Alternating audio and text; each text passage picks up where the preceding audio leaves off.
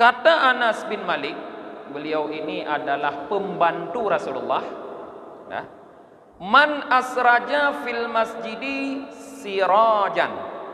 Siapa yang memasang lampu dalam masjid?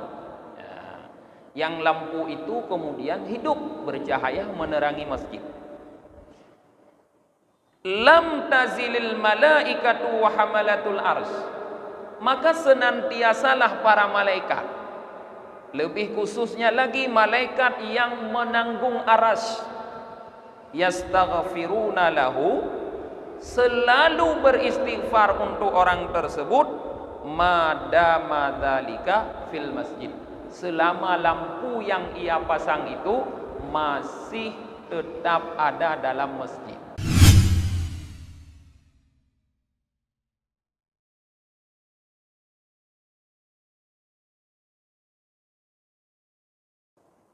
Assalamualaikum warahmatullahi wabarakatuh.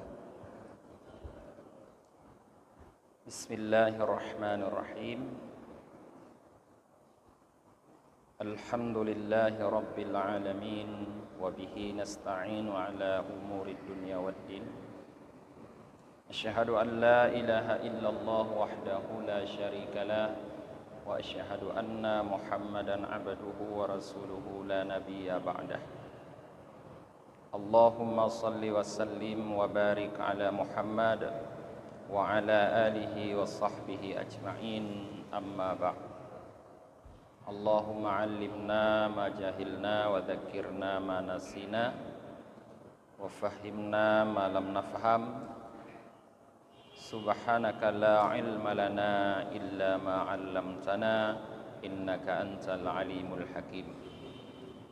Rabbi syrah li sadri wa yassir li amri wahlul 'uqdatam min lisani yafqahu qawli.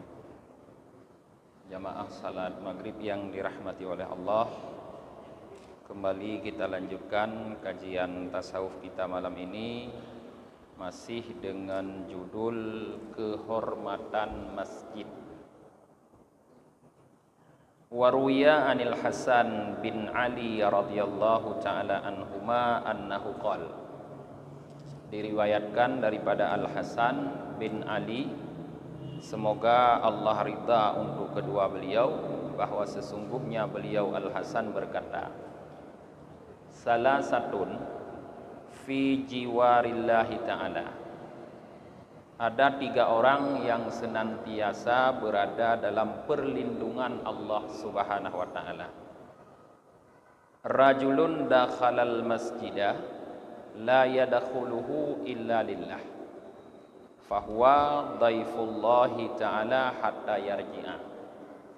Yang pertama, seorang laki-laki yang masuk ke dalam masjid, yang ia tidak masuk ke dalam masjid tersebut kecuali karena Allah saja, maka laki-laki tersebut adalah tamu Allah sehingga ia kembali dari masjid. Warajulun zara akhahul muslimi la yazuruhu illa lillah, fahuwa min zuwarillahi ta'ala hatta yarji'a. Yang kedua, seorang laki-laki yang mengunjungi saudaranya yang muslim, yang tidak mengunjungi ia akan saudaranya tersebut kecuali karena Allah, maka laki-laki itu adalah bahagian daripada orang-orang yang mengunjungi Allah Ta'ala sehingga ia kembali pulang ke rumahnya. Warajulun kharaja hajjan au mu'tamiran la yakhruju illa lillahi ta'ala, fahuwa wafdullahi ta'ala hatta yarji'a ila ahli. Yang ketiga adalah seorang laki-laki yang keluar ia untuk berhaji atau untuk mengerjakan umrah, yang ia tidak keluar melakukan itu kecuali karena Allah Ta'ala, maka laki-laki tersebut adalah utusan Allah hingga ia kembali kepada keluarganya. Jadi para jamaah, Al Hasan cucu Rasulullah sallallahu alaihi wasallam mengatakan 3 orang senantiasa selalu dalam perlindungan Allah, kata beliau. Nah, yang pertama, orang yang datang masuk ke masjid hanya karena Allah, maka orang tersebut dianggap sebagai tamu Allah sampai dia keluar dari masjid pulang ke rumahnya, dia berstatus sebagai tamu Allah. Orang itu akan senantiasa dalam perlindungan Allah.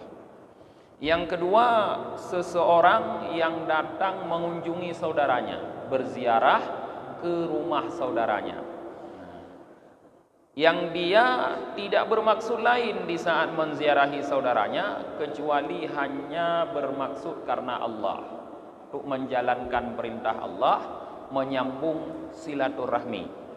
Maka orang itu, kata Al-Hasan, adalah bahagian daripada orang-orang yang menziarahi Allah sampai dia kembali ke rumahnya, maka dia akan selalu dalam perlindungan Allah.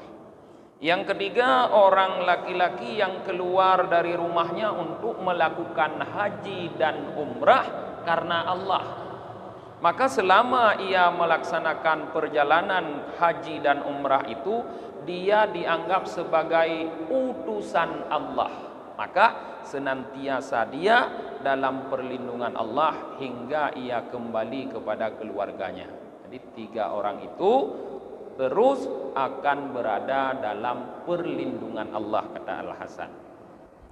Wa yuqalu husunul mu'mini salasatun.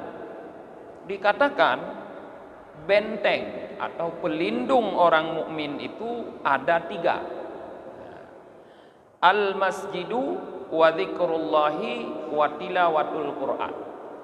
3 benteng orang mukmin itu yaitu masjid, zikrullah, berzikir kepada Allah, dan tilawatul Quran yang ketiga, membaca Quran. Itu benteng bagi orang mukmin. Wal mu'minu idza kana fi wahidin min dzalika.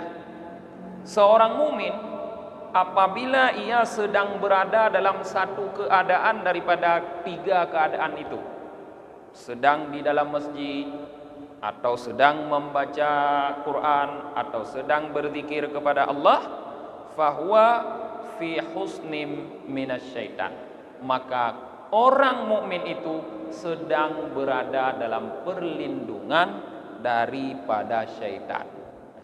Jadi kita bisa memahami di sini para jemaah, kalau kita ingin berlindung daripada syaitan, artinya daripada godaan syaitan, maka seringlah kita berada dalam 3 keadaan.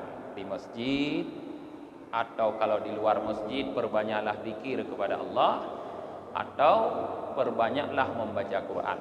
Selama kita senantiasa dalam salah satu daripada 3 itu, maka kita akan terus dalam perlindungan daripada syaitan. Tetapi di dalam kitab Sirajut Talibin karya Syekh Ihsan Muhammad Dahlan Al-Jampesi, orang Kediri, beliau menyebutkan bahwa zikir yang terbesar itu adalah salat. Salat zikir yang terbesar. Paling raya zikir gedanya adalah sembahyang. Maka yang paling diperintahkan oleh Allah untuk mengingat Allah adalah dengan cara sembahyang. Aqimis salata li dzikri, kata Allah, dirikan salat untuk mengingatku. Tapi kenyataannya ketika kita sedang dalam salat, kita masih tetap dalam godaan setan. Sehingga terjadilah kelupaan. Dengar sembahyang kat 2 tu, kah nak mudi rakaat li. 2 kah pulhe, kah nak mudi li dan kah ke home, kah nak mudi li. Dengar dak khun kah silap tu. Ya. Dak khun ni tanya surah Watin kai plung ke surah Wal Asri ke dia. Macam-macam tu kata lu. Nah, digoda mantang syaitan ketika kita sedang berzikir. Apa penyebabnya? Padahal di sini kata ulama zikir itu benteng kita dari syaitan. Rupanya iya, zikir itu benteng tapi tidak seberapa kuat para jamaah. Kalau di dalam hati kita orang yang membentengi dirinya dengan syaitan daripada zikir itu, masih banyak sekali makanan-makanan syaitan. Ya. Di dalam hati kita masih banyak makanan-makanan syaitan. Maka sebesar apapun benteng, syaitan itu akan menerobos untuk masuk mendapatkan makanan yang ada dalam hati kita. Ditamsilkan oleh Syekh Ihsan seperti syaitan itu anjing yang sedang kelaparan, sedangkan hati kita seperti orang yang membawa sebungkus daging. Jadi anjing yang kelaparan itu walaupun bagaimana pun kita usir, kalau di tangan kita ada bungkusan daging, dia tidak akan lari jauh, tetap akan kembali lagi menggonggong untuk mendapatkan daging yang ada di tangan kita. Nah, maka begitu juga para jemaah, walaupun seberapa hebat kita berzikir, kalau toh hati kita masih dipenuhi dengan makanan syaitan, maka syaitan itu akan tetap paling bergeser sebentar ketika berzikir. Tengah dah berzikir, ikut nya riwang juga bagah lo. Karena dia lapar, di dalam hati kita ada makanannya. Apa makanan syaitan yang ada di dalam hati kita? Yaitu sifat-sifat tercela. Nyan, itulah makanan syaitan. Maka agar benar-benar benteng ini menjadi kuat, kokoh, mampu melindungi kita dari pengaruh syaitan, maka bersihkan hati dari sifat-sifat tercela. Maka kalau hati kita sudah bersih daripada sifat tercela, artinya kita tidak lagi menggenggam makanan dari anjing itu, maka anjing itu cuma pura-pura kita ambil batu, dia lari terbirit-birit sambil mengatakan sakit kiing, hanai riwangli, yoi. Ya, munyo kita tidak lagi membawa makanan. Wa qala Al-Hasan Al-Basri rahimahullahu taala. Al-Hasan Al-Basri semoga Allah merahmati beliau berkata, mahurul hauri fil jannah kansul masajidi wa imaratuha. Nah, kata Hasan Al-Basri, mahar bidadari di dalam surga itu adalah membersihkan masjid dan meramaikannya. Jilame bidadari di dalam surga. Jilame bidadari dalam surga, karena semuanya harus bayar mahar. Tidak ada yang gratis tanpa mahar. Nabi Adam aja dulu sama Hawa tidak memiliki orang tua, tidak memiliki wali, tidak memiliki sanak saudara. Tapi ketika mau disentuh oleh Nabi Adam, kata malaikat, mah ya Adam hatta tuaddi maharaha. Stop Adam, bayar dulu maharnya. Nabi Adam berkata, wa ma mahruha, apa maharnya? Antusalliya ala Muhammad sallallahu alaihi wasallam salasata marrat. Kamu harus berselawat kepada Muhammad 3 kali. Hana wali, hana masapu, hana ya, hana hana keluarga, tapi hati perle ke jilame. Ulang bidadari teman dalam surga juga butuh mas kawin, juga butuh mahar. Apa maharnya kata Hasan Al-Basri? Kansul masajid wa imaratuha, membersihkan masjid dan meramaikannya. Masjid apa geli? Baik kuto-kuto masjid. Tanya na masjid kadang dak kalon, hai daerah-daerah kampung dak kalon kan. Yang ni dijak punoh masjid. Tentang hantom na urang bayang masjidnya. Sungguh masjid itu nanti akan menuntut orang-orang yang ada di kampung itu di hadapan Allah Ta'ala. Dia dibangun tapi dia tidak pernah diisi dengan ibadah kepada Allah Subhanahu Wa Ta'ala. Ini tuntut di masjid. Maka masjid dibersihkan. Maka dalam ilmu fikah para jamaah, para ulama mengatakan bahwa ketika kita melihat ada kotoran najis dalam masjid, kalau kita melihat sendiri, kita cuma sendiri yang melihat, tidak ada orang lain, maka hukum mengambil kotoran dari masjid itu fardhu ain atas kita.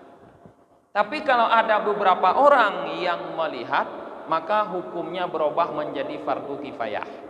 Jadi tidak ada ulama yang berpendapat sunat, fardu. Cuma beda saja antara ain dengan kifayah. Kalau kita sendiri yang melihat fardu ain mengambil kotoran itu, kalau rame-rame kita melihat fardu kifayah, maka jangan biarkan ada kotoran dalam masjid. Itu akan menjadi mahar kita nanti terhadap bidadari, gadis jelita yang ada dalam surga. Qala Anas bin Malik radhiyallahu taala anhu, berkata Anas bin Malik, semoga Allah ridha kepada beliau, man asraja fil masjidi sirajan lam tazilil malaikatu wa hamalatul arsy yastaghfiruna lahu madama dzalika fil masjid. Kata Anas bin Malik, beliau ini adalah pembantu Rasulullah. Man asraja fil masjidi sirajan, siapa yang memasang lampu dalam masjid, yang lampu itu kemudian hidup bercahaya menerangi masjid. Lam tazilil malaikatu wa hamalatul ars, maka senantiasalah para malaikat, lebih khususnya lagi malaikat yang menanggung aras, yastaghfiruna lahu, selalu beristighfar untuk orang tersebut, madama dzalika fil masjid, selama lampu yang ia pasang itu masih tetap ada dalam masjid. Ya, maka ketika masjid tanyo untuk mati lampu sabok kutuk nyan baik preh urusan panitia. Toi naratiki beliau laju yu pasang juga urang. Selama lampu itu terpasang di masjid, tidak mesti masjid ini masjid apapun, maka Anda akan terus mengalir istighfar malaikat untuk Anda sampai lampu itu putus, dibuang dari masjid. Wa qala Umar bin Khattab radhiyallahu an, Umar bin Khattab semoga Allah ridha kepada beliau berkata, al masajidu buyutullahi fil ardh, masjid-masjid itu adalah rumah-rumah Allah di permukaan bumi. Rumah Allah, kata para ulama, para jamaah, adalah buyuti ibadi lillah, rumah menghambakan diri kepada Allah, bukan bermakna rumah tempat tinggal Allah. Sehingga antara buyut dengan Allah menurut para ulama itu ada kalimat yang terbuang, yaitu kalimat ibadah. Rumah masjid-masjid adalah rumah-rumah tempat para hamba menyembah Allah di permukaan bumi. Wal musalli fiha zairullahi, sedangkan orang yang melaksanakan kegiatan salat di dalam masjid itu adalah zairullah, para pengunjung Allah, para penziarah Allah. Wa haqqun 'alal mazuri ayyukrima zairah, dan menjadi hak, makna hak di sini wajib, terhadap orang yang dikunjungi bahwa memuliakan ia orang yang mengunjunginya. Ya para jemaah, masjid rumah Allah. Orang yang datang ke masjid lalu salat dalam masjid dianggap orang yang mengunjungi Allah. Maka menjadi wajib terhadap yang punya rumah, yaitu Allah, memuliakan orang yang mengunjunginya. Jadi maknanya orang-orang yang datang ke masjid untuk melaksanakan salat, pasti mereka dimuliakan oleh Allah, minimal di saat mereka masih berstatus sebagai pengunjung Allah, sebagai orang yang menziarahi Allah, itu mereka dimuliakan oleh